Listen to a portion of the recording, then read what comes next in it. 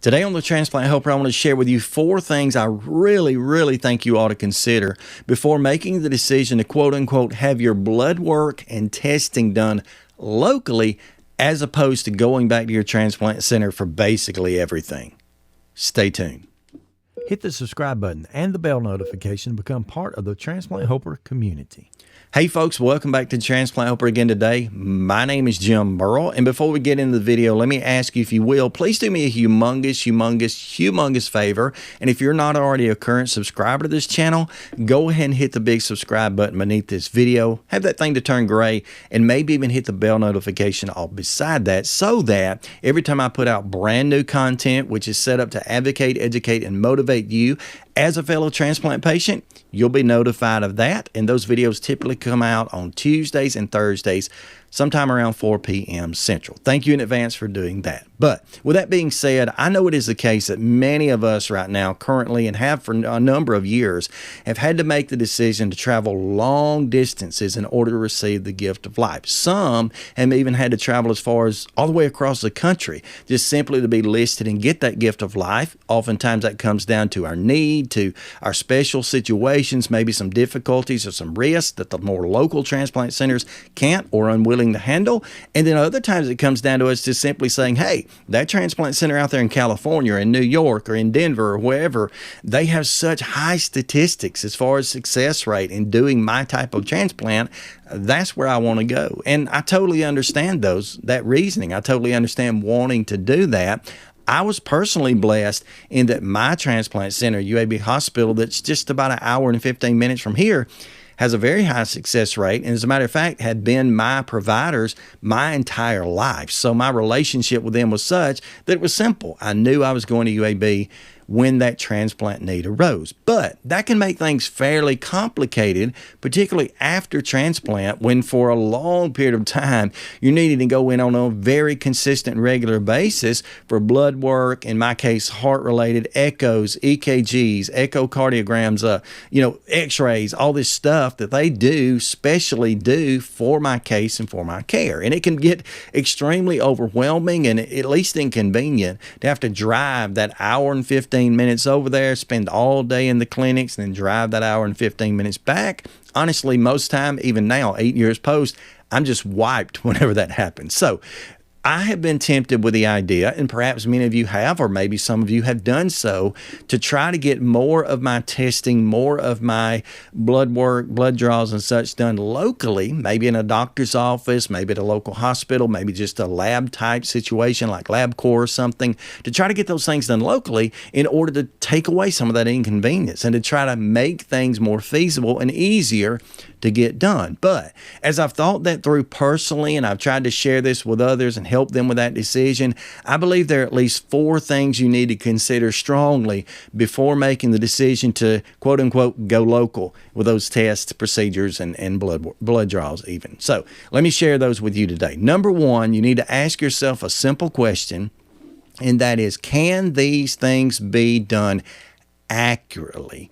Can these things be done accurately if I decide to go local? And the reason that matters is because there are many things that are done at your transplant center, most of which are very large, and they're centers, they're meccas, if you will, of what brings technology, what brings the best doctors in the world together. Many of those things that are done there cannot actually be duplicated in the same way and to the same extent, or maybe the same quality, somewhere else. For example, there was several years ago when I was pre-transplant, I had a need arise, and I was a long way from my transplant center UAB, and I needed to go into a local ER very quickly and to have my heart checked out. And when I went there, thankfully, the first thing they did was say, we're going to call UAB on the phone, we're going to get them on the line, and we're going to see what they would like for us to do, what types of tests we need to do. Well, the problem was that in doing that, UAB immediately told them, we want you to, real quick, fast as you can, get us a 12-lead EKG and send that information over.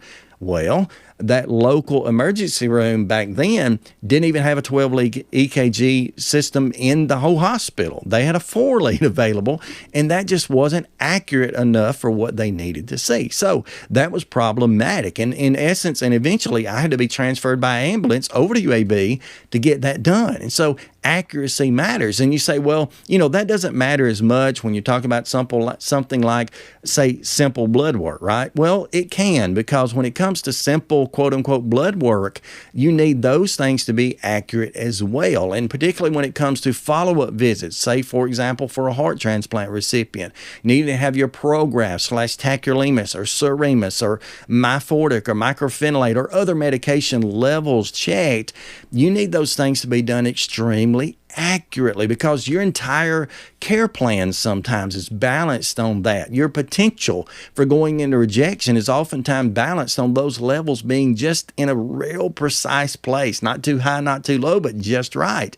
And when you're needing that to be done, you need to know that wherever you're having those things done, that they're being done accurately. Okay, they're as accurate as they can be, and then therefore your center has the best information. And doing that at your center is probably best, because again, they are huger facilities. Is that a word? They're larger facilities, probably more capable, probably better technology, maybe even better doctors. Who can tell? You can be a good doctor anywhere, but who can tell? And so just be sure that those things are being done accurately. Number 2, be sure that if you're going to go local, that those things, blood work, testing, procedures, can also be done immediately, because again, you need things done. You don't need to have symptoms and signs and problems and side effects going on to your organ, your situation, being possible rejection, and then have your local facility say, well, we can see you next Tuesday at 4:00 and get that blood drawn, or we can see you,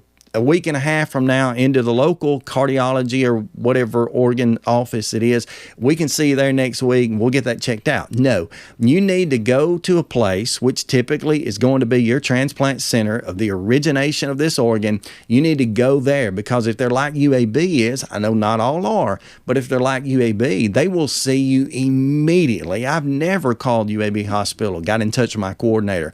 What she didn't tell me, Jim, come in right now. Just how quick can you be here? That type of thing. And then even after getting there, if I get into clinic and they decide I need an echocardiogram, or they decide I need an MRI, or whatever the case, I've never had a time when I didn't go into clinic, get those things done immediately, and even better than that, in most cases, when possible, get those results immediately. Because you see, if you go into, say, for example, the local lab court or the local doctor's office, it's possible, but that your blood work, even as simple as that, that's being drawn, is being sent out somewhere. And then therefore there's a delay. They draw it, and at the end of the day, they ship that out. At the end of, the next day, it gets to the next facility. Finally, it's tested in a lab, and then the results are sent back, and then they're forwarded back to your doctor. It doesn't take long for you to be, 4 days into this, and you still haven't got a number of what you needed to know as far as blood work. Same thing with procedures. Sometimes you just need stuff done. Yeah, I called it stuff. Sometimes you just need stuff done, and you need it done immediately. And by going to your original transplant center, I think that definitely makes that more likely, at least more possible. So be careful before you go locally, and it's not always a bad idea to do that, but be sure that they can do things, if needed, immediately, okay? That is very important. Now, here we go. Number 3 in this, be sure that everything that is done can be done consistently.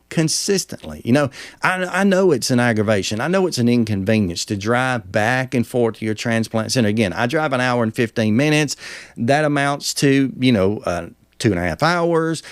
Take the visit, I'm gone all day. Every time it happens, okay, I get that. It's inconvenient.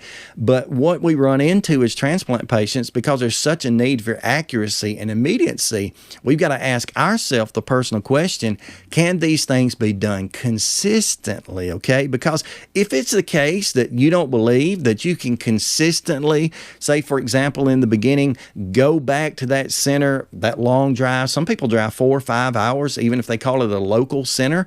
If you can't drive that 4 or 5 hours consistently every week, then maybe you do need to look at options to go more local than that. Maybe you do need to get some things done at some point more locally. For example, you need an x-ray. Yeah, you can probably wait a day or two for an x-ray. You might can wait a day or two for some blood work. You might can wait a day or two for certain testing. So, maybe you can. Maybe you can just stay home.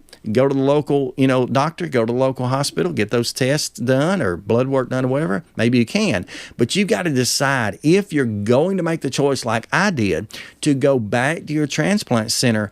Can I do that consistently? I remember post-transplant for me, I was in the doctor's office, in the clinic at least 2 times a week, every week, maybe for the first 6 weeks. Then after that, up into the 12-week mark, that got cut to 1 time a week. Then it got cut to twice a month, and then once a month, and then every 3 months. Although those things tapered over time, still, there was a huge level of consistency that had to be there. And so you got to make a commitment. Is this something I want to do long term? Do I want to continue to go back to my center? Is that even feasible? Is that even possible? Just make that decision. For everybody, it'll be different. My recommendation is probably go for it.